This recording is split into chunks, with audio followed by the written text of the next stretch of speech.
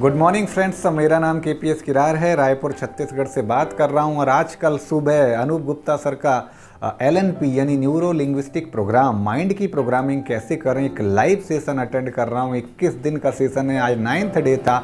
मुझे लगा कि बहुत कुछ यहां से सीखने को मिल रहा है, शायद आपके लिए अच्छा हो सकता है, इसलिए आज मैं ये वीडियो आपके लिए बना रहा हूं। दोस्तों, एक बहुत अच्छी चीज़ आज समझने को ये मिली कि दुनिया में हर इंसान के पास अगर ईश्वर ने कोई एक बेहतरीन चीज़ सबको बराबर दी है जिसका नाम है ब्रेन, यानी हम सभी लोगों के लिए एक जैसी अपॉर्चुनिटी दी है, क्योंकि हमारे पास में जो कंप्यूटर का हार्डवेयर है, जो ब्रेन है, वो एक जैसा है, लेकिन रिजल्ट लोगों के साथ में अलग अलग आ रहे हैं। ऐसा क्यों होता है? क्योंकि लोगों ने अपने इस कंप्यूटर में, अपने इस ब्रेन में जो सॉफ्टवेयर रन किए हैं, जिस सॉफ्टवेयर को हम बोलते हैं माइंड, वो डिपेंड करता है कि हमारी सक्सेस कैसी होने वाली है लाइफ में, हमारे साथ में किस तरह के चैलेंज और किस तरह के रिजल्ट मिलने वाले हैं। तो इसीलिए, क्योंकि हमारा जो दिमाग होता है वो एक घोड़े की तरह होता है, और उस घोड़े को अगर खुला छोड़ दिया जाए तो वो जहाँ जाना चाहेगा जाएगा, जब रुकना चाहेगा रुकेगा, और उसी तरह से हमारा माइंड बिहेव करता है। लेकिन एक अच्छा जॉकी, एक राइडर अगर उस घोड़े की लगाम को अपने हाथ में थाम ले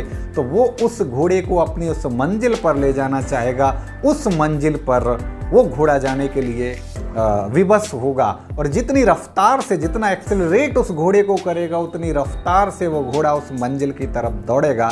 ठीक ऐसे ही अगर हम अपने इस माइंड की प्रोग्रामिंग को समझ जाते हैं कि आखिर हमारा माइंड किस तरह से काम करता है, तो डेफिनेटली हम अपने जो है इंटरनल, जो हमारा PIR है, पर्सनल इंटरनल रिप्रेजेंटेशन है, उसमें चेंज ला सकते हैं, अपने थॉट प्रोसेस में चेंज ला सकते हैं।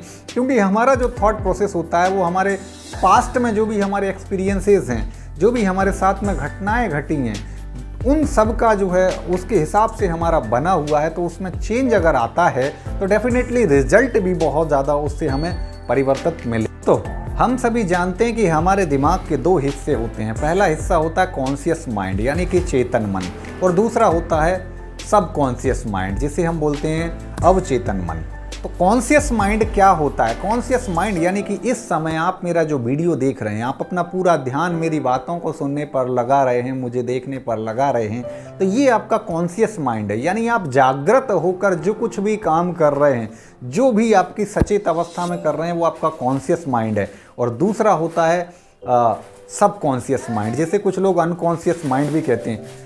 ये बहुत पावरफुल होता है, क्योंकि इस माइंड में जो है बहुत ताकत होती है। जब हम किसी चीज़ को बार बार करके सब कॉन्शियस माइंड में उसको हम फीड कर देते हैं, तो ये हमारे लिए बहुत ही मिरेकल रिजल्ट लाता है। जैसे कि हम बात करें कि कोई एक जॉकी जब किसी घोड़ा को चलाता है, कोई राइडर घोड़ा को चलाता है, तो शुरुआत में उसे आदेश देना होता है कि उसे उस रास्ते पर जाना है, बीच में कहीं पर कोई ऐसी गड्ढा आ रहा है तो वहाँ पर छलांग लगाना है। और जब उसी रास्ते से वो जॉकी रोज़ रोज़ निकलता है, तो जो घोड़े को पता होता है कि किस जगह पर उसे छलांग लगाना है, किस तरफ उसे मुड़ना है, उसे ज़रूरत नहीं होती बार बार कमांड देने की, लेकिन वो अपने आप होता है। हम लोगों ने साइकिल भी ऐसे ही सीखी है, मोटरसाइकिल भी ऐसे ही सीखी है, और दुनिया में तमाम चीज़ें जो हमारे साथ हो रही हैं वो हमारे सबकॉन्शियस माइंड की वजह से अपने आप होने लगती हैं, क्योंकि हमारे सबकॉन्शियस में वो चीज़ें फीड हो जाती हैं। अब हमें यहाँ पर कॉन्शियसली ये देखना है कि ऐसी कौन सी नेगेटिव चीज़ें हैं, ऐसी कौन सी गड़बड़ चीज़ें हैं जिन्हें हमें अपनी लाइफ से बाहर करना है, अपने ब्रेन से बाहर करना है, और ऐसी कौन सी अच्छी चीज़ें हैं जो आपके टारगेट को हिट करने के लिए ज़रूरी हैं, उनको हमें शामिल करना है, और धीरे धीरे कॉन्शियसली उस पर वर्क करके उसे सब कॉन्शियस लेवल तक ले जाना है, उसे हैबिट में कन्वर्ट कर देना है, आदत में बदल देना है, ताकि वहाँ से, क्योंकि हम अंदर जो भी हमारे भीतर परिवर्तन होगा उसी तरह से बाहर परिवर्तन होगा। एक चीज़ हमें ये ज़रूर सोचना है कि आज जो भी हमारे साथ में घटनाएं हो रही हैं, आज हमें जो भी रिजल्ट मिल रहे हैं, उसके लिए ना तो कोई परिस्थितियां जिम्मेदार हैं, ना ही कोई दूसरा व्यक्ति जिम्मेदार है। हर चीज़ के लिए अगर कोई रिस्पॉन्सिबल है तो वो हूँ मैं खुद।